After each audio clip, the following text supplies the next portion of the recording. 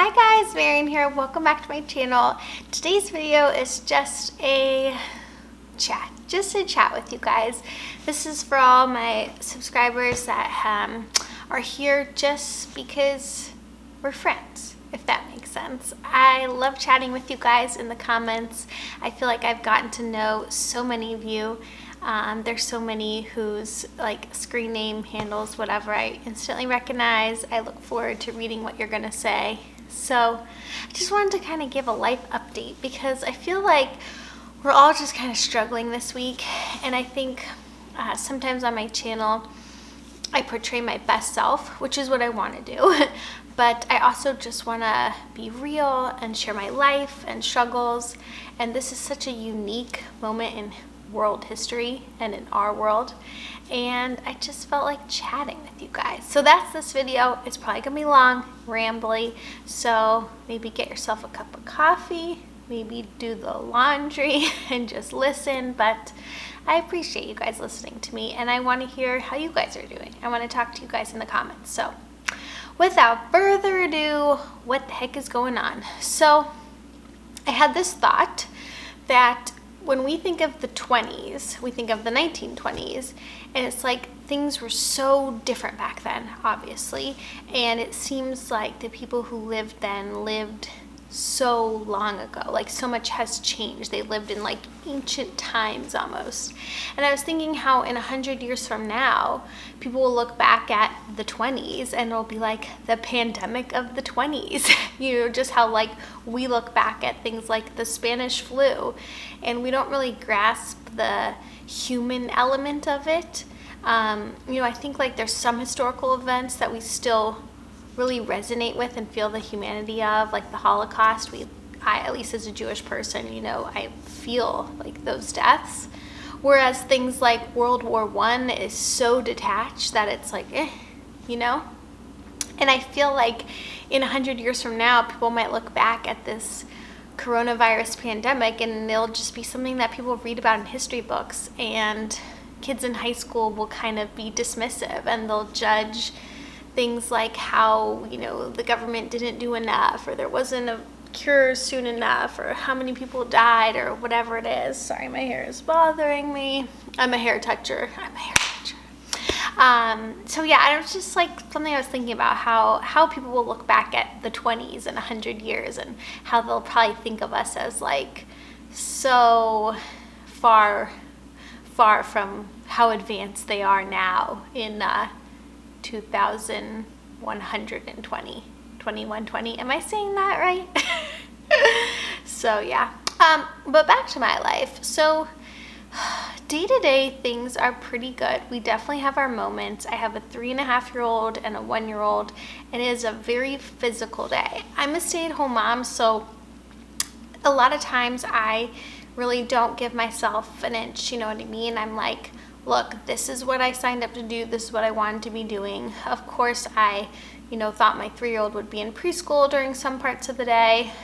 He was in preschool 3 days a week for a few hours, and I thought I would be able to take my 1-year-old to classes, and that we'd be able to see family and friends and go on play dates in the park, etc. So sometimes I give myself a little slack, but mostly I'm like, look, this is my job. I need to make this work. And it's just very physically demanding to take care of 2 little boys running around all day.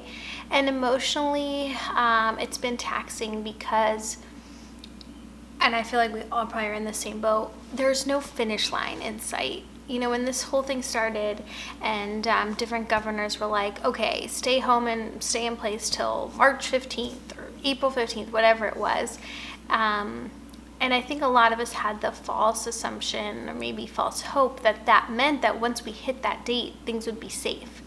And I think now we're starting to realize that because there's no cure, no vaccination, whatever it is, that maybe stay-at-home orders will be lifted, but it won't truly be safe to be outside. So we're looking to the government for these kind of like safety measures, like, well, you can see 5 people, or you can go to these stores if you do this. But really in the end, like, you just never know what's safe. You can be as safe as possible, but you can't be 100% protected. So it just is feeling like it's going to be such a long time of feeling this anxiety, and there's an emotional weight to that. And I think because my kids are so little, I just want to give them a happy, wonderful world. I don't want their childhood to be, like encompassed by this. And especially because, preschool is such a finite amount of years that theoretically this might still be going on for all of my oldest son's preschool years. And if schools, don't open up or don't come back the way we imagined them to be, then that will be his formative educational experience. And I think at the beginning, a lot of people were like, oh, don't worry about all the extra screen time. Don't worry about this, don't worry about that. We're in a pandemic. And I still think that that's true. There's only so much you can do with the circumstances. But now I'm like, but won't it affect them, being home for a year or whatever it could be? I just can't imagine how that wouldn't affect a 3-year-old. So that definitely weighs on my mind very heavily, and mostly I just want school to open in September. And I know a lot of people are like, well, even if it does, would you still send your kid, especially in our position where we don't absolutely need to send them? And I think for me, school is the one thing that I would put a little risk out there for, because I think it's so valuable for my kid to be around other kids his age and to fall in love with school and learning in that traditional setting. I don't want to be a homeschooler for life, and I think that preschool is so valuable. Also, Jewish preschool, a lot of kids in the how I grew up, a lot of kids go to Jewish preschool, but they don't go to Jewish day schools. They might do Hebrew school in the afternoons, but Jewish preschool is the time and place where they get their fundamental Jewish identity. I know a lot of people say that comes from the home or camp or Hebrew school or whatever, and that is all true, but I feel like Jewish preschool is the heart and the start of it. And I have memories of Jewish preschool. I have strong memories of preschool. I don't know if that's normal. I'm sure a lot of people do have memories of their preschool experience, but I definitely remember being Shabbat, Shabbat queen, and having my family come on a day. I remember just so much of my preschool experience, and I think it was a very lovely one. I remember being very happy there, so maybe that's why I remember it so strongly and fondly. But it just makes me sad that my kids could be missing out on something that was so treasured. And I know there's that quote from Winnie the Pooh, how lucky we are. I'm not going to say it right. It's something like how lucky we are to have something to miss, basically. And it's true. If we had never started our kids in preschool, we wouldn't know how much we were missing. We'd be like, okay, they'll start kindergarten, they're fine at home till then, and this same sense of grief and loss wouldn't be there. So sometimes I try to say to myself, preschool is not even essential. You don't even need to send your kids. It's not that big a deal. And for us, preschool is really the main thing right now that has really changed in our life, that's what we're really missing. So there's that aspect to it. Then, family-wise, my family lives in LA, and I just don't know when we'll get to see them. We were supposed to go in August for my nephew's bar mitzvah, and that was a huge, event for us and for our family, and we were so excited. Last year we went for a month in LA, and it was so nice. And I had this kind of big realization that it's really hard for me to not live in LA, and that's something I really struggle with. But I said okay, if we can go every year in August for a few weeks, then it'll be okay. We'll fill up during that time, and then the rest of the year will be okay. But now we're not gonna most likely get August this year. So anyways, I know also, just a caveat, that so many people have it so much worse, and everyone's struggles, are different, and some are much harder than what I'm describing. I'm just sharing my truth. And if anyone else out there is in a similar situation and can relate to it, I hope that this helps. What else? Oh yeah, so the other big thing I've been thinking about is just not having a finish line in sight. That is, I think, what weighs on me so much. If I knew, I think, as I was saying back to preschool, if I knew preschool was going to start in September, or if I knew everything would be fine and 1 year from now, I feel like I could do it. Now that I've figured out how to make the day-to-day routine tolerable, and we figured it out, we're fine, like day-to-day we're fine. If there was just an end point in mind, I think I would be fine, but it's that unknowing of it all. And during the day, it's like sometimes you forget, you're caught up in making lunches and dinners and cleaning and taking care of the kids, and then at night you watch a TV show, and then it's like I'll read the news and I'll be like, wait, what? Like, this is still this world we're living in? Like, it's just so hard to fathom that the entire world has changed overnight in such an unprecedented way. And like sometimes that just like blows my mind. I think about it like I always used to think about space, like what was beyond the planets, those kind of like big thoughts that just take your mind to this place where you can't even grasp it, like be the world beyond space. Anyways, sometimes I think about that, and I think about what we're going through now, that it's just so unbelievable, so otherworldly. It's like I can't make sense of it, that this could actually be happening, this new reality where like the whole world is different.